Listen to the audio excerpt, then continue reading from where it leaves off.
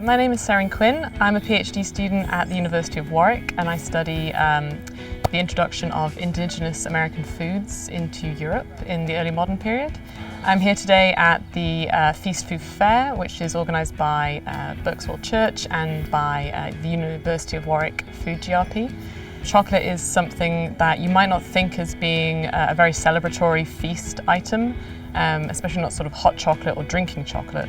But actually in the near 5,000 years that people have consumed chocolate, it has, for the most of it, been a very celebratory, very elite drink. So something that you bring out to celebrate, you bring out for special occasions. Even if it's something that we probably don't celebrate quite as much anymore, we still have those traditions that go back hundreds and hundreds of years in terms of sort of feasting and enjoying chocolate.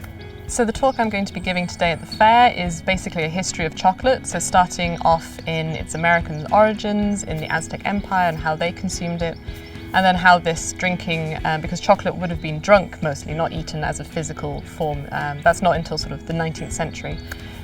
So the way that it was drunk in Europe, the way that it was used as a celebratory food, as a feasting food. Today we have different traditions, but there's still ones that are very celebratory and that have a really long history that goes back centuries.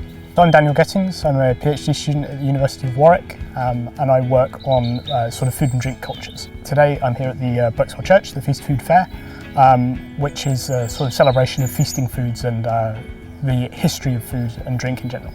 The god cake is basically like a triangle of puff pastry with mincemeat in it, so the sort of same mincemeat from a mince pie.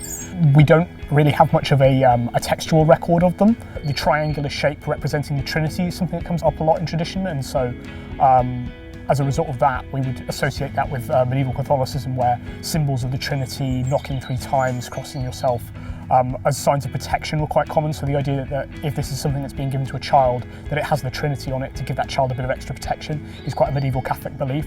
It's hard to say how popular god cakes are because, as I say, here at the food fair, most people haven't heard of them before now, but they appear to be going down pretty well.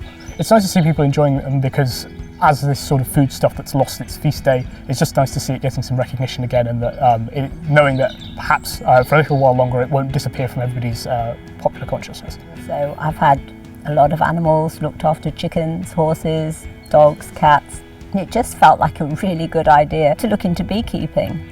Because at the time I thought you could just have a beehive, stick it in the corner of the garden and the bees would look after themselves, but I was soon proved very wrong with that.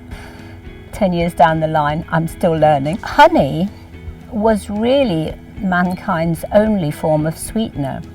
And in the past, before sugarcane, sugar beet, honey was the main sweetener and used at special times in festivals. Monasteries were famous for keeping bees. They used the honey as a form of sweetness. They used the wax products from the hive to make candles, so that was their light. And so when we say all sweetness and light, it really comes from the products from the bees. We still do use honey in festivities. Bees go back millions of years and have evolved over the centuries, over the millennia. And I was going to talk about the ancient Egyptians, about the monasteries, and how the modern beehive has developed from ancient forms of hives. Yeah, my name's Joe, and I've been talking today to people at Berkswell about church ales. And church ales, it might sound like a type of drink, but they're actually a type of event that happened in the medieval times. And they were events where the community would get together in the parish church and enjoy food and drink together. And quite often this happened as a way of marking a saint's day, but marked not in the way that we might have expected. Some of the things that have been going on in Berkswell Church for this church ale might surprise people a bit. So at the beer festival last night, people were sitting in the pews drinking beer and watching ABBA, well, at least an ABBA tribute act performing in the church.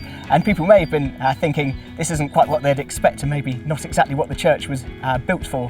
In the past, people celebrated saints' days with some various activities to mark them, but often ending with a church ale where people would come together as a community to enjoy food and drink together in the church.